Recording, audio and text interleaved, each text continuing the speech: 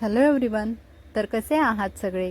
Deepa's tasty डिलाईटमध्ये तुम्हा सर्वांचं खूप खूप स्वागत आहे. तर रोज 30-30 चपाती भाजी, भाकरी कालवण हे सगळं खाऊन आला होता कंटाळा आणि खूप दिवस झालं थालीपीठ काय बनवलं नव्हतं.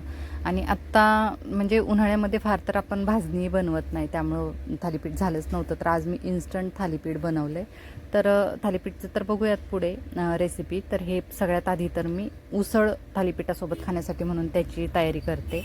तर हे राजम्याची डाळ आहे. म्हणजे गावाकडे कसं हे असे घेवडे असतात, राजमा असो किंवा काळा घेवडा असो, ते भाजून त्याची डाळ केली जाते आणि ते असं पावसामध्ये वगैरे जेव्हा भाज्या कमी असतात तर तेव्हा त्याच्या अशा उसळी वगैरे केल्या जातात. तर ही राजम्याची डाळ आहे. तर ती मी स्वच्छ धुवून घेतले आणि त्यानंतर आपण ती कुकरमध्ये घेऊन त्यामध्ये चवीनुसार मीठ आणि 1.5 ग्लास पाणी घालणार आहोत. तर डाळ मी 2 वाट्या, छोट्या 2 वाट्या घेतलेल्या आहे आणि 1.5 ग्लास आता पाणी घालून आपण याची एक 5 ते 6 शिट्ट्या करून घेणार आहोत. तर आता त्याच्या शिट्ट्या होतच आहेत, तोपर्यंत आपण इकडं थालीपीठाचं पीठ मळून घेऊयात. तर मी ज्वारीचं थालीपीठ बनवते आहे. तर खूप छान लागतं नुसत्या ज्वारीचंही थालीपीठ. तुम्ही एकदा अशा प्रकारे नक्की ट्राय करा, तुम्हालाही आवडेल. तर मी सगळ्यात आधी तर परातीमध्ये 3 वाट्या ज्वारीचं पीठ घेतलं आहे. त्यानंतर हिंग, हळद, धना जिरा पूड आणि मिरची पावडर. तर हे घेतलं आहे. ते चवीनुसार तुम्ही कमी जास्त त्याची क्वांटिटी करू शकता. त्यानंतर अर्धा चमचा ओवा आणि 2 चमचे पांढरे तीळ घेतलेत. त्यानंतर चवीनुसार मीठ आणि 10 ते 12 कढीपत्त्याची पानं बारीक चिरून घेतलेले आहेत. त्यानंतर भरपूर कोथिंबीर, म्हणजे आता ज्वारीचं जे काही थालीपीठ आहे तर ते भरपूर कोथिंबीर आणि भरपूर कांदा ह्या 2 गोष्टी असतील ना तर खूप छान लागतं. तर आता हे सगळं मी पिठामध्ये सगळे जिन्नस घालून ते छान आधी मिक्स करून घेतलं आहे आणि त्यामध्ये आता नंतर आपल्याला लागेल असं थोडं थोडं करत पाणी घालून त्याची कणिक भिजवून घ्यायची आहे. तर आपण भाकरीचं वगैरे कसं पीठ मळतो त्या टाईपमध्येच आपल्याला ते भिजवून घ्यायचं आहे. तर मी एकदम काय पाणी घालणार नाही आहे, तर अगदी थोडं थोडं पाणी घालत घालत ते मळत घेणार आहे पीठ.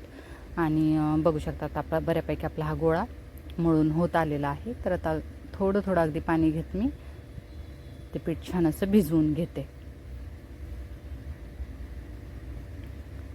तर आता पीठ तर ते भिजवून झालेलं आहे. तर बघू शकता छान असा आपला हा गोळा रेडी झालेला आहे.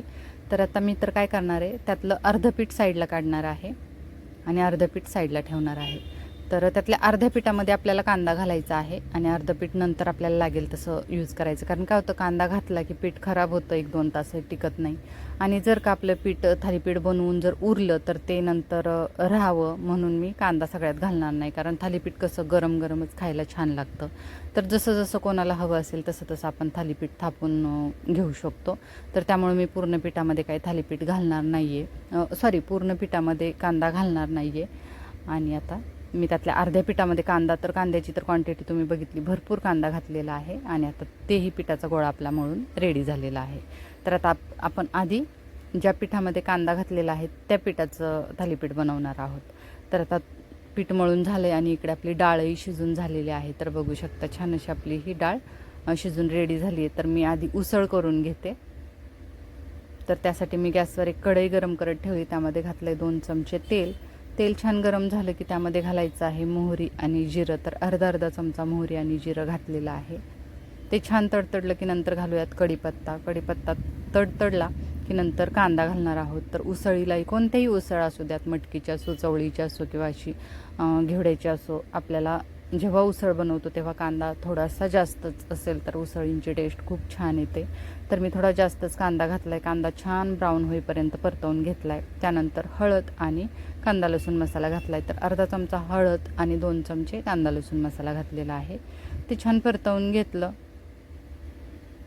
आणि परतवून झाल्यानंतर आपण त्यामध्ये घालणार आहोत ही शिजवलेली डाळ. तर मी त्यामध्ये पाणी अगदी थोडंसं मापातच ठेवलं होतं, कारण त्याची काही पातळ भाजी करायची नव्हती. जर आपल्याला ह्या डाळीची आमटी बनवायची असेल पातळ, तर त्यामध्ये आपण पाणी जास्त ठेवतो आणि थोडीशी जास्त डाळ शिजवतो. तर मी काय डाळीचा गाळ वगैरे केला नाही, अगदी मापातच शिजवली आणि पाणी अगदी थोडंसंच घातलं होतं. नंतर वरून कोथिंबीर घातली आणि हा थोडासा गरम मसाला घातलेला आहे आणि मिक्स करून 1-2 मिनटं परतवून मग आपली रेडी झालेली आहे उसळ. तर हे अशी उसळ म्हणजे कोणतंही थालीपीठ असू द्यात त्यासोबत खूप छान लागते. किंवा मी तर असं नेहमी डब्यालाही चपाती भाजी म्हणून हे आम्ही बनवत असतो मधून अधून. तर आता आपली उसळ तर रेडी झाली. आता आपण थालीपीठ करून घेऊयात. तर आपल्या भाकरीचा जसा पिठाचा गोळा घेतो भाकरीच्या तेवढ्या आकारात मी मोठा चांगला गोळा घेतलेला आहे. आता हे थालीपीठ तुम्ही तुमच्या आवडीनुसार लहान मोठ्या साईजमध्ये करू शकता. आणि आता हे एक रुमाल आहे तर तो मी भिजवून घेतलेला आहे पाण्यामध्ये पूर्ण, आणि त्यावर अजून पाणी आपल्याला टाकायचं आहे आधी, आणि नंतर हा पिठाचा गोळा ठेवून हाताने आपल्याला हे थापून घ्यायचं आहे. तर अगदी पातळ असं मी थापून घेणार आहे. तर बघू शकता ज्वारीचं फक्त पीठ असल्यामुळे अगदी सहज थापला जातो आणि टेस्टही छान लागते, पचायला हलकं राहतं. आणि आता थापून झाल्यानंतर मी वरून परत थोडीशी कोथिंबीर आणि पांढरे तीळ घातलेत की हे दिसायला पण खूप छान दिसतं. आणि तीळ कसं थालीपीठामध्ये टेस्ट छानच येते तिळाची, जेवढं असतील तेवढं.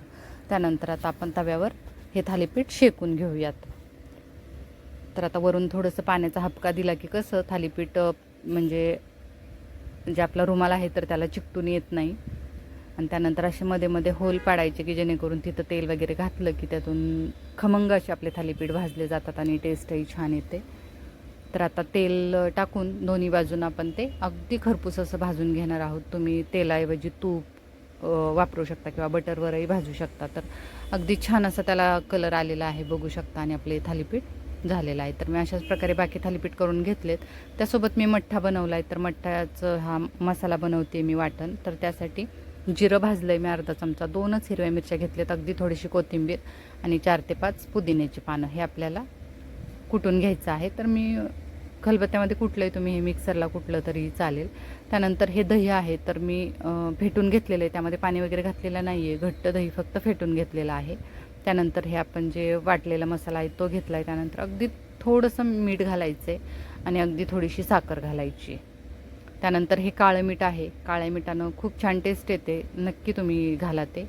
त्यानंतर थोडासा चाट मसाला घातला आहे आणि अर्धा ग्लास पाणी घातलं आहे. तर आता तुम्हाला किती क्वांटिटीमध्ये बनवायचे तशा क्वांटिटीमध्ये तुम्ही दही आणि पाणी त्याचा वापर करू शकता. वरून थोडीशी कोथिंबीर घातली आहे.